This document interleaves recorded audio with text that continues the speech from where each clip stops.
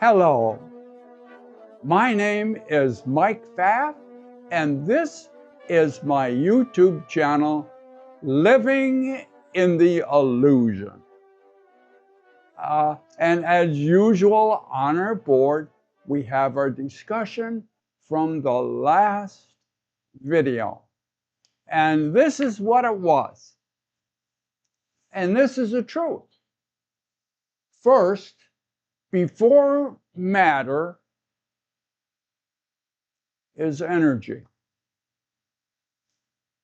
First, energy is.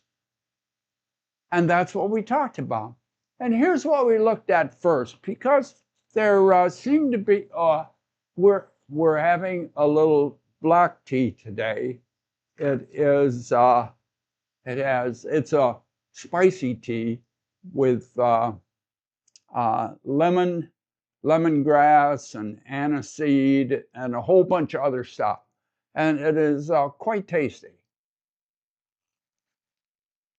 Now, in this last video was a chicken and egg kind of scenario. In other words, which came first, energy or matter? And we had gone to AI through Google search, and we found out you can't have matter before energy. So that kind of settled the egg and the chicken complex. So in that, we also talked about what is out here, which is the infinite field of everything, which is energy.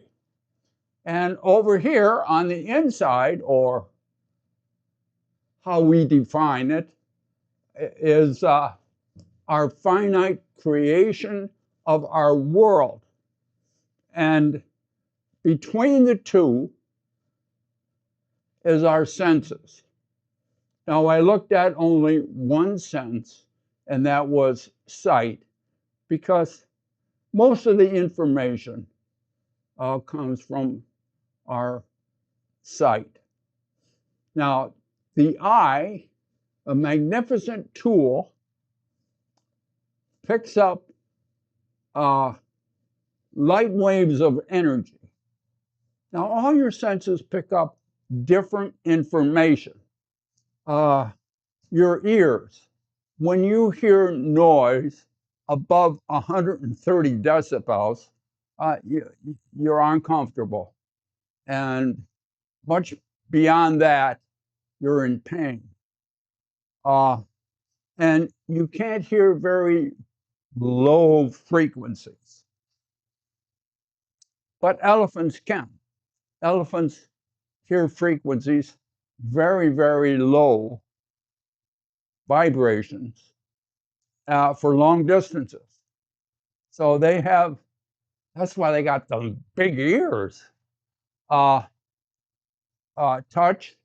there's only so much that you're going to pick up with touch, but you can pick up hardness, softness. So you're picking up different information from your senses. But we're only looking at one sense here. And this instrument is picking up the information from this infinite field of everything and converting that into data. And from this raw data, I was going to put raw down there because it's raw. It's meaningless as your eye picks it up. So it is raw energy, raw energy. And from that raw energy, you have to do something with it. And basically, what you do is and if you look up, I'll reference it, videos on what I call a standard model for the illusion. You will see how you convert that. You decode the data, you sort the data, you filter the data, and then you interpret the data based on your belief system. And from that, you create your finite world and all the objects in it. And the objects are here. They're not here, out here. What's here? Energy. All the energy there is here. And in another video, that's what we found out, that there's only so much energy and you can't create it and you can't destroy it. You can just shift it around. And so that's what we do. And this is what we talked about. Energy is primal. Matter is an effect of the energy, which means this is fundamental. What is this? Everything. You can call it the everything, or you can call it consciousness, or select another name for it. But this is non-physical. This we think of as physical. So what we have is the non-physical determine the physical. Oh, that's quite a change. And so now we're going to go on to another great adventure in the illusion. Now, this is our subject for today. And I'll read it. Myths. Myths are things that you think are true that aren't. And this is, you believe you can make an independent choice. So you can't make any free, independent decisions. Oh, that's quite a big statement. So let's take a look, and we'll have to look at some background first.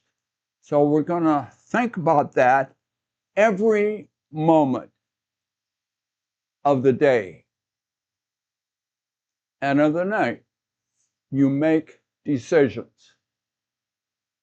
So we're going to take a look at how you do that, and none of them are free and independent.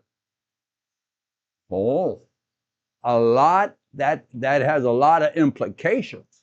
So let's go slow and make sure we understand it. First, we're going to find out that we're connected to everything. We are not independent. We are connected in very subtle ways and very profound ways. So let's ask AI this question: is everything interconnected and influencing each other? And here's what she says. AI overview. Yes, the concept of interconnectiveness suggests that everything in the universe is connected or linked and influences each other, though not always in obvious and immediate ways. So we're all connected. And therefore, we're being influenced by other things.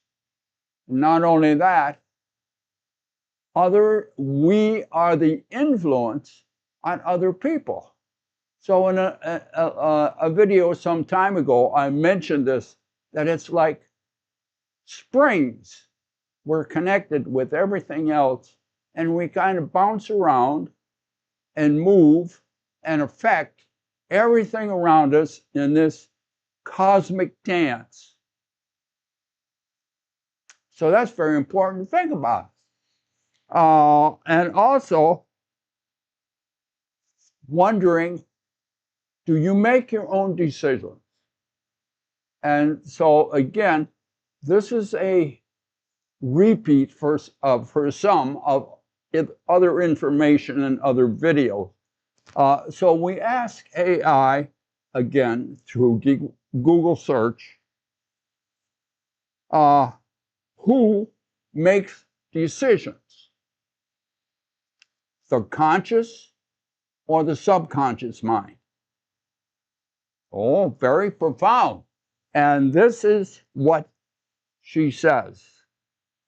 While it may feel like your conscious mind is in charge, most of your decisions are actually influenced by your subconscious mind.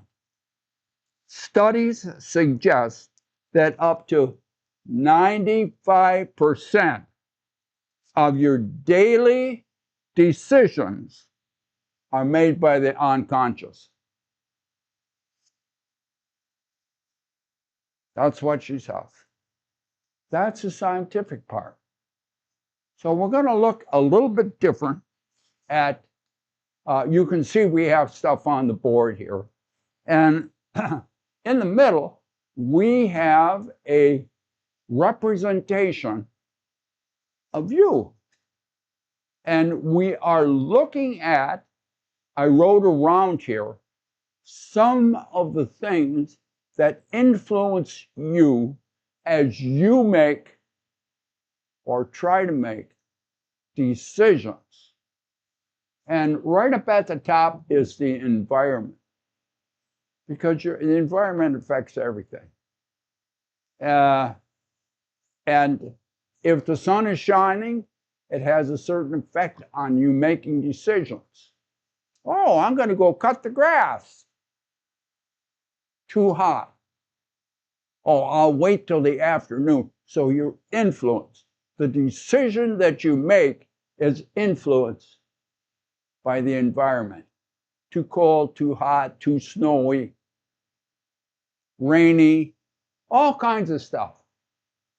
And you don't think about it as it is influencing your decision. You just look out and say, oh, it's raining. Oh, well, I'll do this later. But it's an influence on the decision that you make. Now, what other kind of things are influencing you so that you're not making an independent decision? Your family of origin, your loyalty to the family of origin, whether you want to move to another town, whether you want to join the service of your country, you move away from the family, there are certain loyalties that you carry with you as beliefs. Okay?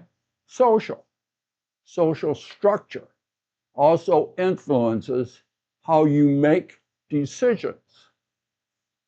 Religion, very important. Religion causes you to, influences you in your decision making. Your cultural background. Beyond family. Family is related to this, but cultural background is also an independent structure. Your country. Every country has a belief system, an ego. That's why public education, to a certain degree, is all about training you in the ego belief system of the country that you're in. We don't think about it that way, but that's what it's for. Education, oh, I have that over here. Education is to make you a good citizen of the country that you have adopted or that you are born into. So what else? Oh, all kinds of things. I can't put them all on here. Your prejudices. You have certain prejudices. And the prejudices are linked to education, to background, to history, to all kinds of things through culture. We're seeing a lot of that now in our world, that most of the conflicts in the world are based upon culture and ancient history. We haven't got over it yet. Addictions, whatever you're addicted to, will also influence how you make decisions. Language. Your language determines a lot about how you see your world and how you describe it. The language is built around your language in your country of origin or your adopted country. The language is built to justify the cultural background and the history and everything else. Canada is one of the few countries that have stepped up to this and begun to recognize the importance of language in their society and how it influences them. Also, your sexual orientation will also affect how you make decisions. You can't make any decisions that are free and independent. Now, we think we can. We think, well, I can set all that aside and I can make a free decision. You can't set it aside. It's always there. And your belief system, which is non-physical. And your beliefs, you can only make decisions within your belief system. So you're making decisions that never were independent. All your decisions are dependent on this whole structure, which it's embedded in your belief system. And there's more than I mentioned here, and some of you will begin to come up with them on your own. But the concept that you can do anything independent is a myth. Well, what does that mean in the long run? What does that mean? No objective observations can be made because observations rest upon decisions. And what is the first step in the scientific method? Make an objective observation. You can't make any free, independent decisions. And that includes your observations. This is an illusion. And we don't like to think so because we have a certain belief system. And in our belief system, the egoic belief system, I make independent decisions. This is the land of the brave, and I do what I want to do. Now look closely. It also says there's no free will. Oh, there is so much to talk about here in the illusion. We are questioning the egoic belief system to bring you to the point that you will, as you question it, it will become lighter and more transparent. And as it becomes transparent, it will move away. And what will you see behind that illusion? Your original self.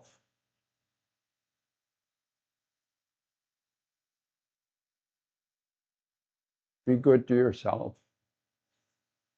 And we'll look forward to seeing you next time, right here in the illusion.